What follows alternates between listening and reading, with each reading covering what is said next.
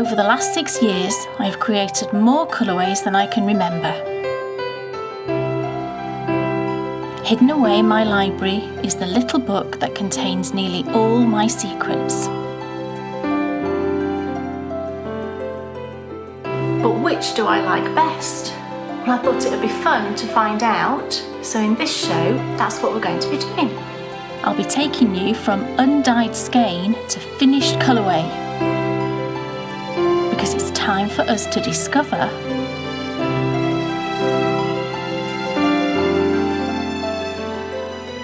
Welcome everyone to another edition of my favourite colourways.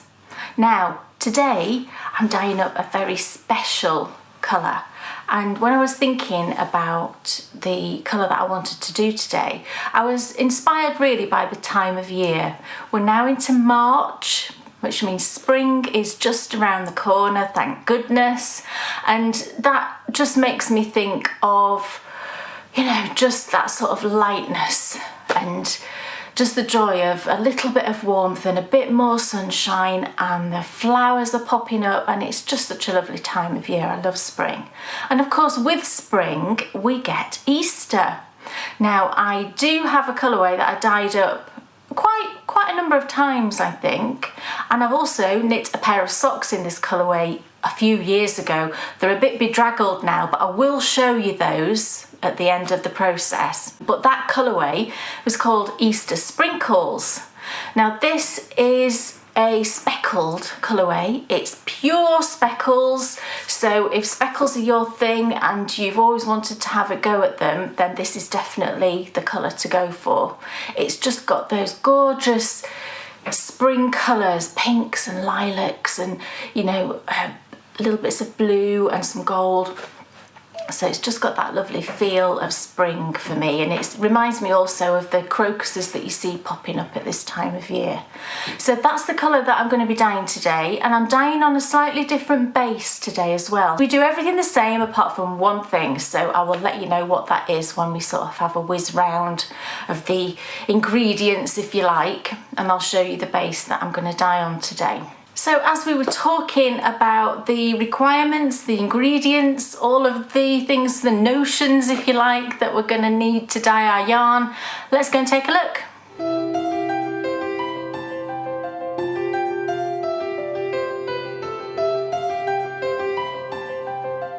Okay, so what we're going to need to dye up our beautiful speckled yarn. So of course we're going to need some yarn. So today I've got 2 skeins of fingering weight yarn. Now this time it's got sparkle in it, it's got some stellina in it, and I'm pretty sure I haven't dyed before to show you a stellina yarn. Now this is I think it's 80, 15, 5. 80% merino, 15 nylon, 5% stellina. Does that make 100? I think it does, doesn't it? So it's got some stellina in, and this one's a gold stellina. Doesn't matter if it's gold or silver, or you can get bronze as well, I think. With a stellina yarn, you do have to do something just very slightly different, or certainly I do something very slightly different, and it involves the pre-soaking of the yarn. Because of the metal in the stellina, what happens is if you expose it for too long to the acid of the mordant, it can tarnish the stellina, it can stop it being quite so sparkly. So what I do is I just soak it initially in just plain warm water and let that have a good soak, so maybe half an hour. And then just for the last sort of 10 minutes maybe, I'll pop in the citric acid at that point and just let it have about 10 minutes with the citric acid. I want to basically minimise the amount of time that the yarn is in contact with the acid. So that's how I go about it. I do like it to have a bit of a pre-soak with the mordant in there, but I just do it for a short amount of time. And then we're going to put some obviously in the cooking water, in the pot, in the water as well. We will put the citric acid in there, but I just want to reduce that amount of time that it's exposed to the acid. So that's our lovely yarn. We've got 2 skeins, and I've popped it onto these lockable cable ties, so I've just looped them over the skein and they're ready to go. We've got our mask. Always use a mask, especially because, I mean, always use it, but particularly so when we're speckling, because you've got, you know, you're playing with those dye powders. We've got our mordant, which in my case is citric acid, some rubber gloves. Oh, nearly whacked myself in the face. Some rubber gloves, some old tea towels. We've got, this time we will need brushes. Now I just use these really cheap children's paintbrushes that you can get like a pack for £1 in all of the pound shops. So don't spend a lot on the paintbrushes, there's just no point, but only use them for your dyeing once you've used them for dyeing yarn. Likewise with all of your equipment, only use it for dyeing yarn. So I've got my paintbrushes, I've got my dyeing spoon, and then we've got our stainless steel pot, which is, it's just like a casserole size pot. I'm not sure of the capacity of it, to be honest, it doesn't say on it, but this is the size. Doesn't matter if it's not exactly this size, but you want something roughly this size. It's like the size that is sold for casseroles, and I like the ones with 2 handles because that's easy to move around. And then we've got our plastic bowl just for soaking our yarn. And then finally, it's the dyes. Now today I'm using jacquard again. You can actually substitute these for whatever brand of yarn is more easily attainable for you. So, I mean, I do have some Dharma dyes. I know that they're very widely available in the US, and I also use Landscape as well, although they're more expensive, but they're fantastic. I love Landscape dyes. But today I'm going to be using jacquard. I mean, just look at the colours and you'll be able to get a comparable at Dharma, I'm absolutely certain. So today we're using 4 colours. The first is pink, and then we've got turquoise, lilac, and then gold ochre. You know how much I love the gold ochre. It's one of my favourites, and that one plays quite an important part in this particular dye colour. So we've got those 4 dyes, we've got all of our things ready. So first thing to do is to soak our yarn.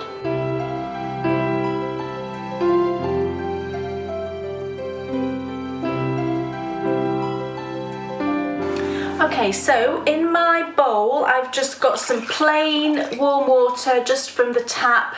There's no citric acid in here at the moment. So I'm going to pop in my yarn. So just give it a little encourage down into the water. It'll go in nice and easily because that water is lovely and warm.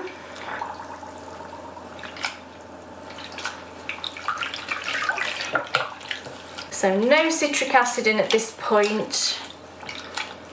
So I'm just going to let that hang out now for maybe 30 minutes to get nice and soaked through. And then what I will do is I'll just lift out those skeins, pop in maybe a tablespoon and a half of citric acid, just whirl it around and dissolve it, and then pop the yarn back down just for another 10 minutes, just to give it a little bit of time to absorb that citric acid, but not too long.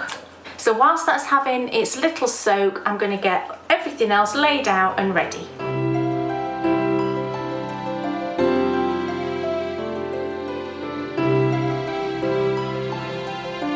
Okay, so on my stove I've got the pot of water, and it's not got very much water in it. It's just about 2 pints I've put in there, and I've added in some citric acid, about 1.5 tablespoons of citric acid, and that's dissolved in there, and it's just now heating up nicely. So I'm now going to grab my yarn and I'm going to pop it into the pot.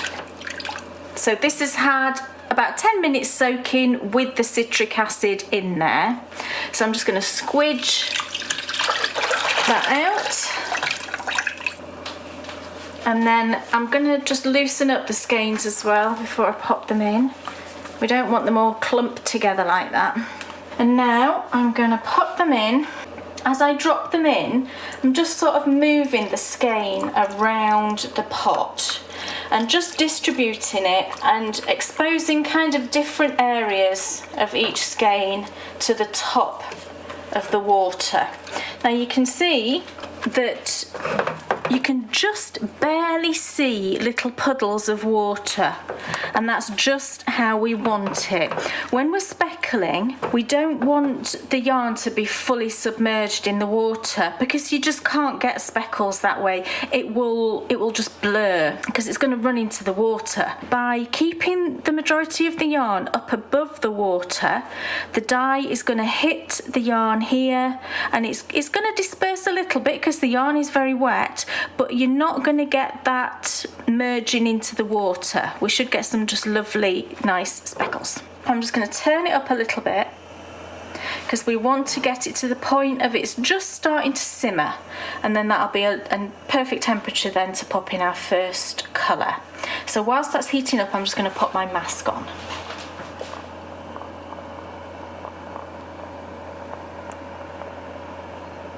So that's now, you should be able to just see the yarn kind of moving a little bit. So that's coming up to a nice temperature. So I'm just going to knock it down a little bit. And it's time for our first colour. So we're starting with pink. So we've got pink number 608 in jacquard, and what I've done is I've lined them all up here in the order that I'm going to be putting them into our yarn, just so that I don't have to think too much as I'm going through the process. And I've got a different brush for each colour because we don't want to transfer dyes. You know, if I was to use the same brush and then pop it into the lilac, I'm going to, first of all, I'm going to put pink into the pot of lilac, and there's going to be pink left over on it. So just have a separate brush for each colour. So I'm going to start with pink, and I think this is a new jar actually. So what I'm going to do, oh, this pink does smell. Some of these dyes don't smell very nice. And it must just be what's in there. This one doesn't smell very nice at all, but we'll ignore that. Okay, so I'm going to pop my brush in, and can you see how it's picked up quite a lot of dye on the brush there? I'm just going to tap a bit off. I don't like wearing gloves for this part just because I find them a bit clumsy, and I'm not touching any heat, so I find that it's fine. Now I'm just going to work over the skein, and I'm going to tap the brush as I do it, so little bits of dye will drop off onto the yarn. So just tap, and can you see how we've got a little bit dropped off? So I'm just going to do that gently, go gently all over the skein. I mean, you can, if you want a bit more colour, you can be a little bit more heavy-handed, but I tend to go quite gentle. And don't forget the edges, and I want to go all over that skein. Try not to leave any sort of gaps. Now if you find you've run out of dye, just go back to your pot and pick up a tiny bit more. And if some areas get more than others, that's fine, and actually I find that's a good thing because it gives you extra variation within the skein. And what we need to do now is just leave that to set for a few minutes. I always just put, just rest the lid on to just stop any exposure of dye. I'm just going to let that set for a few minutes. It won't take long.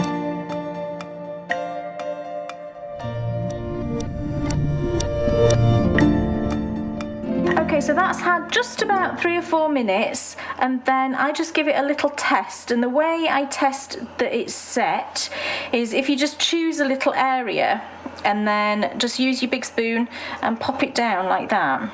You can see that there's no change to those speckles, and they're set. So we can now move the skein and repeat. So I'm going to pop on my gloves. So I'm going to lift it up. See, it's nice and steamy. Now you can see at the moment we've got lovely speckles on this side, hardly anything on this side. So I'm just going to move the skeins a little bit, and this just adds to the sort of randomness of your speckles. So move them and then sort of turn it a little bit and then drop back down and just redistribute your yarn, exposing all of the sort of bare patches. And you can see we've got some areas that have pink, that's fine. There we go, and we're going to repeat the process, and I'm actually going to do this one more time after I've done this layer. So we're going to do each colour effectively 3 times, because I find that 3 seems to be a very good number really for lots of things, but I find that gives the best distribution of colour over the whole skein, and you're less likely to just have a huge patch that hasn't had any dye on at all. So grab some more pink on your brush and just repeat what we did before. So all over, I mean, where you've already got some pink, you know, just avoid those areas, that's fine. And just work your way around. I'm going to put a bit more dye on there. Just work your way around, drop in lovely speckles all over. And don't forget the edges.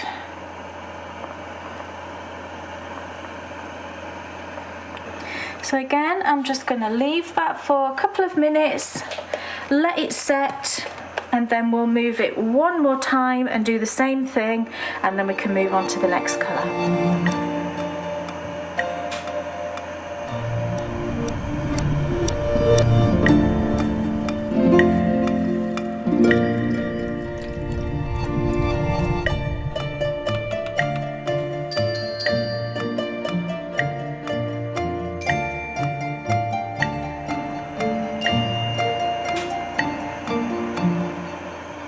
Right, so that's all of our 3 layers of pink that have gone in, and we're ready now for the next colour, which is lilac. So before I put in that next colour, I'm just going to give it all a little move again. Keep moving the skein, and also, as well as just moving like that, if you turn the skein over like that, you're also going to expose a different area to the dye as well. So that's that one moved, and then again move it like that, but then also turn it like that. So we're exposing more yarn. It all helps with maintaining the randomness of the colour distribution and stops any kind of pooling. So now we're just going to plop that back in as we have done previously. And now you can see we've got lots of pink all over the skein. And it's time now for the second colour, so it's time for some lilac. I tend to move the one I've finished out of the way, just so there's no danger that you're going to go for the wrong pot. So we've got lilac now, and it's the same process. So just get some on your brush and speckle away. And what you can do is, go for areas that are currently sort of undyed, but I also like to overlap some colours, because whenever you do that you're going to get a different shade, and that just adds to how many colours it looks like there are in the skein. So go for your white areas, but then as you can see here I've overlapped some of the colours, and we're going to do more of that with the gold in particular. So that looks good, and you can see now we've got 2 colours going in. How lovely it's looking. So that's fine for the first layer. And again, a couple of minutes, and I'm going to move it all. So I'm going to do that total of 3 times all together. So I'm going to move it, respeckle 2 more times.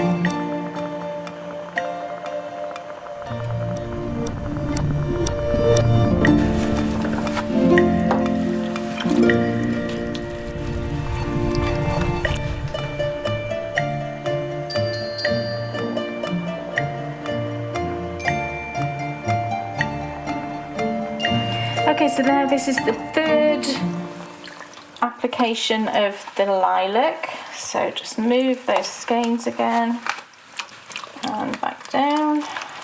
And now you can see that we're getting a good distribution of the pink and the lilac. So final time for the lilac. And if you were doing a number of pots at the same time, you could basically just go around them, and by the time you've gone around all of the pots, the first one would have set. So it would be more of a continuous process if I had, for example, 4 pots on the go. But because we've just got the 1 pot, you do just have to wait a couple of minutes for that layer to set, which is not a problem. And you will get some blurring which, you know, you can see this pink area here is more blurry than, you know, these speckles here, but that's just lovely. You know, that's how I like that sort of difference with teeny tiny speckles like just here, and then maybe more blurred areas. I really like that variation. I think we're good there for the lilac. Okay, so time for colour number 3. So again, I'm just going to lift up those skeins, move them around, and I've actually just switched my heat off because it had started to boil, and I don't want to boil the yarn, I just want to maintain that nice temperature. So I've switched it off for now, and I'll just pop it back on again in a few minutes just to maintain that temperature. I never want to boil my yarn, I don't like doing that at all. And it's a lovely delicate colourway, this one. But what's going to happen now, these 2 colours we've used so far are quite well behaved. They're quite sort of gentle colours, I think. They don't go crazy. Now, the next colour, which is turquoise, it can go a bit crazy, and it's a much more intense colour. So go careful with this. I always have to go quite steady with this because it can very quickly sort of overpower. So I always go for my sort of smallest paintbrush with this colour. Okay. And then again, same process, but just be careful with it because, like I say, it can go a bit nuts. And again, I'm going to put it onto some of the white areas, but I also want to layer up those colours. So I'm going to pop it over areas that have got other colours on as well, because that can be really nice. It just creates all those other shades. Can you see how it sort of runs quite quickly? If I show you in this area here, you do have to be, you know, a bit cautious of the turquoise, I find. It's gorgeous colour though. That's enough. So I'm going to leave that to set again, and we're going to just do that same process again. So I'll move the skein 2 more times and respeckle 2 more times, so 3 times altogether.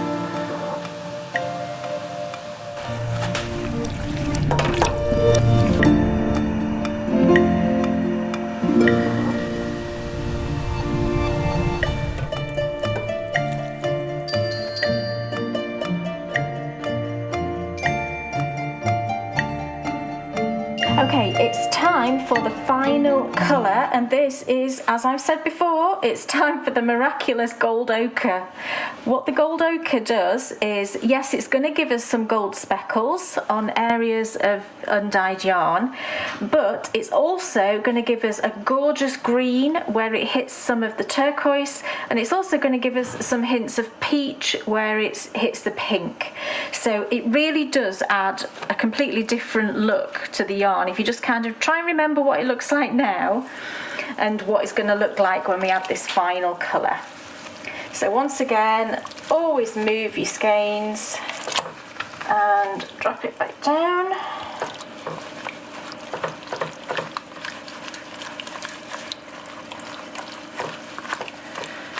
So we've got all of the colours showing there.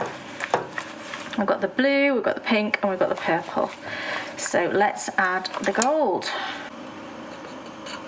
Exactly the same process again. So in with the gold. So I've got some areas here, look, that are still undyed. I'm going to pop some on there, and then I'm going to pop some on top of the pink and the purple as well, and over the turquoise to get some lovely greens going on. Because you've got to have some green in spring, haven't you? A lovely area of blue there, so I'm going to add it on top of there. That's going to make a lovely green. And I find it gives the skein a sort of overall goldeny yellow look to it, if you looked at it from a distance. Now I am going to leave this for a minute, but probably just not quite as long as I left it before. Is that enough for that? I think that's enough for that first side. Because I don't mind if this gold kind of blurs a little bit, because what it will do is it will reach all of the other colours as well. So I don't mind if it does that with the gold. So I'm just maybe going to leave it a minute and then we'll move it. But I don't know if you can tell already, but there's certain areas of this blue here that's looking more sort of slightly greeny in look, and that will be more enhanced as we add the 2 more layers.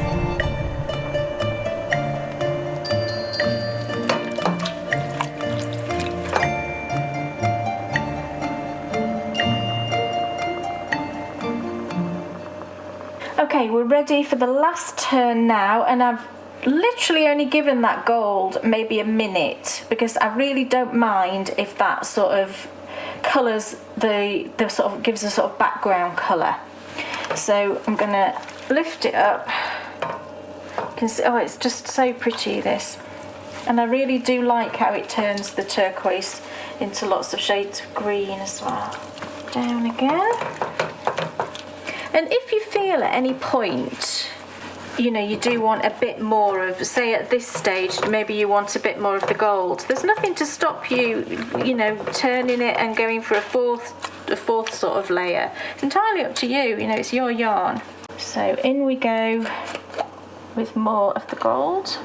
And you can see I've got all of the colours now going on here. I'm going to put it over that blue in particular because I just love the shade of green you get with the turquoise and the gold. I'm not a fan of green straight from the pot. I really have trouble in finding nice greens.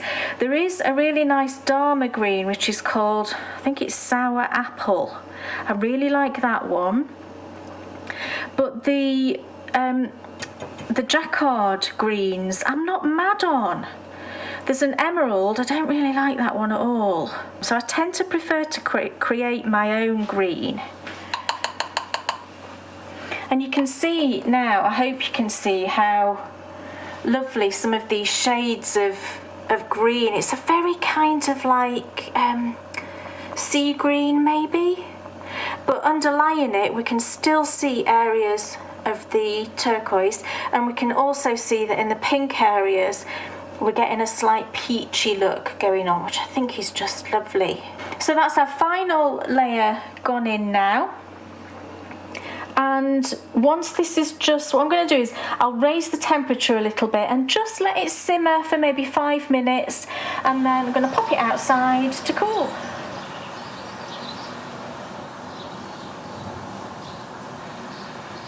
So we're going to go and get that pot of yarn in from outside, and we're going to rinse it and give it a little squeeze, and then we're going to get it hanging up to dry, and then I'll show you the finished skein at the end and that pair of socks that I knit with it about, I don't know, 4 years ago or something, but I will show you those as well. So let's get cracking. Okay, so our yarn has cooled now, and I've brought it inside, and I've got a lovely bowl of soapy water. I've got some Eucalan in there, but use whatever you want if you've got soak or Eucalan, or I know that some people just use a little bit of washing up liquid. I would never do that. It seems a bit harsh for me, but any sort of gentle wool wash should be fine. So I'm going to get my skeins. And there's hardly any water in there, but what is there you can see is nice and clear, which is excellent. So I'm just going to squidge that out and then just drop it in. So this water is just nice and warm, it's not boiling hot.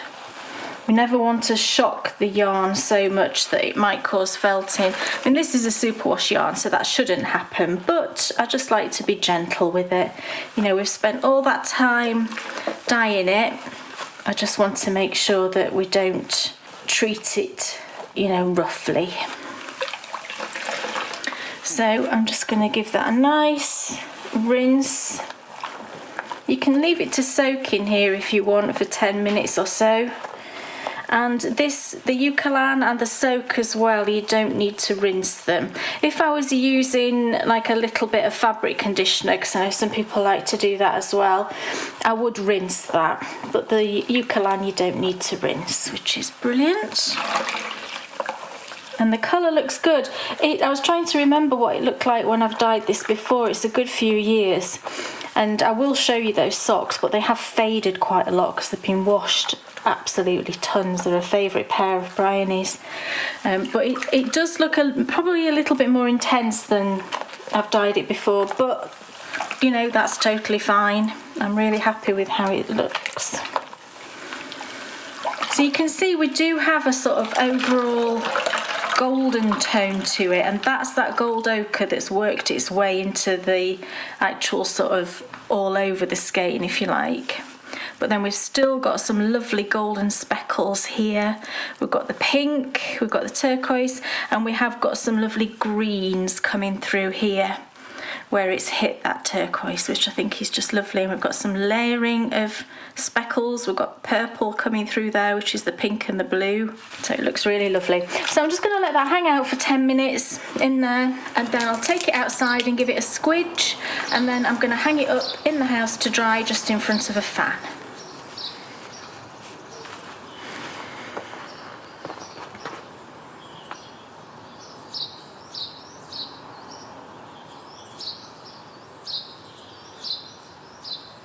Okay, so our lovely yarn is all dry now, and it's just fluffed up so lovely, and we've still got all of those sparkles.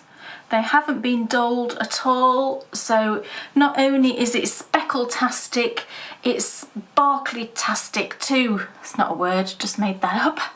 But it looks wonderful. I think it's pretty much as I remember. It may just have a bit more of the turquoise than I've put in previously. You've got to be careful with that blue. It's so vibrant, you know, you really go gentle with it. But it looks wonderful. I hope you can see all of the gorgeous speckles. And it's ready now just to skein up. So it's still on my little cable tie thingies. So I'm going to take that off. Now these skeins that I use, this particular base is quite a short loop that it's in, and it has 3 ties, so I'm going to snip off one of the ties because I never really think it needs more than 2 once you've finished dyeing it. You know, 2 seems to be plenty just to keep everything in place. So I'm going to obviously keep the one that's keeping all your ends together, so that's the tie that's got 4 strands coming off it. And then just have a look where the other ones are, and I'm going to keep that one at the bottom, and I'm just going to snip this one here. Just grab some scissors and snip that. Careful you don't snip your yarn. And just remove that. And now we just need to skein it up, so I'll just give it a little kind of straighten out. Lovely. And then we can wind.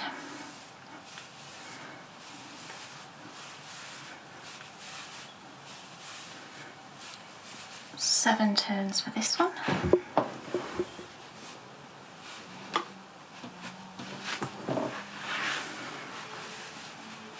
Let's give that a nice straighten out, and then tuck the ends.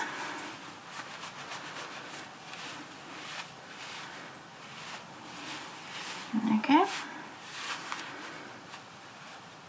And then if you get, do you know where the ties are? If you get them being a bit loose like that, what I tend to do is just sort of snug it up and then sort of tuck it into the skein, and then you don't see it. There we go. Oh, it looks lovely. It's very pretty. These are the socks. You'll see the difference in how faded these are, because I can't think how many times these have been washed, honestly. And I must have knit these 3-4 years ago, got to have. But Bryony still wears them, and you know, there's no holes so far. But if I compare sort of the skein to the socks, you can see how I think this was a little bit less saturated with the speckles. But it's not dissimilar, I don't think. But it just gives you an idea on, you know, what they look like a few years down the line, I think. Because everything fades, you know, even if we've set that yarn and it's perfectly set, but over time it's still going to fade. It's like anything, you know, you throw in a red t-shirt into the wash and you wash it 50 times, it's going to fade eventually. But I think they still look beautiful, and it knits up so nice to all these lovely little specks. And hopefully, because of the technique that we've used with the moving of the skeins and, you know, putting the layers on each time with each colour, we should have avoided getting too much sort of pooling of speckles, if you like. So that's the socks. The other thing that I knit with this colourway, I've got poor old Goffy here. Oh, look at Goffy. She's so old now, she has to even live in like a little premature baby's baby grow just to protect her, because she's literally threadbare. The poor little thing.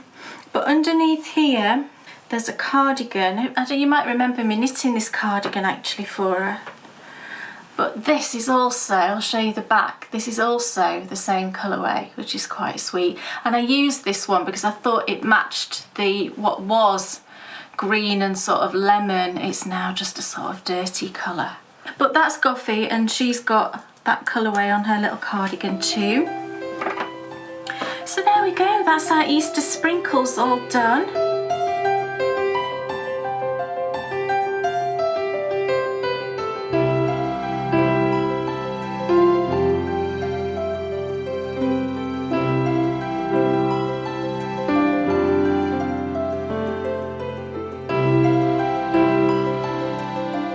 So there we have it. Our lovely Easter sprinkles all done. I really want to cast one of these on straight away. I might do, we'll see. I'm definitely going to use one of these, and then I'll keep the other one and I'll add it to my little stash of yarns that I've been dyeing as part of this series, and I'm going to use those as prizes through this year. So I'll keep one and then one of you will get the other one. Oh, it's so pretty. I really love it. So there we go. I hope you've enjoyed that, and I hope you go away and dye up your own version of Easter sprinkles. And I will see you again next time for more My Favourite Colourways.